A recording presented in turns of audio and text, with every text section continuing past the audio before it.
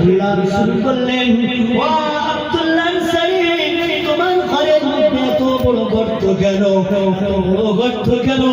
ইয়া রাসূলুল্লাহ, ইয়া হাবিবাল্লাহ, আপনি বেয়াদবি মাফ করবেন ইয়া রাসূলুল্লাহ।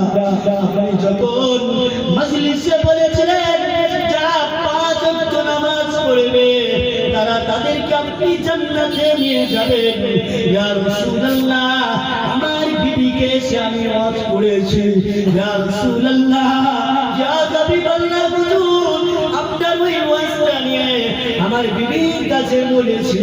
আমার বিবি বলেছেন, ও আমার প্রাণের স্বামী, আমাকে একটু সময় দেবে, আমাকে একটু সময় দেবে, আমিও তোমার সঙ্গে 5 ওয়াক্ত নামাজ পড়ে রাসূলুল্লাহর সঙ্গে জান্নাতে যেতে চাই।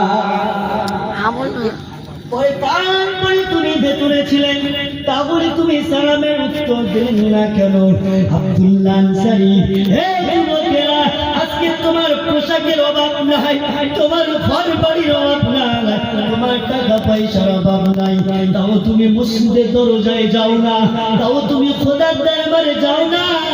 আজকে আল্লাহ রাসূলের সাহাবা হযরত আব্দুল্লাহ আনসারী বললেন, ইয়া রাসূলুল্লাহ, আমাদের পরানোর কাপড় ছিল একটা, ইয়া রাসূলুল্লাহ, এই কাপড়টা যখন মসজিদে আযান হতো ইয়া রাসূলুল্লাহ, আমি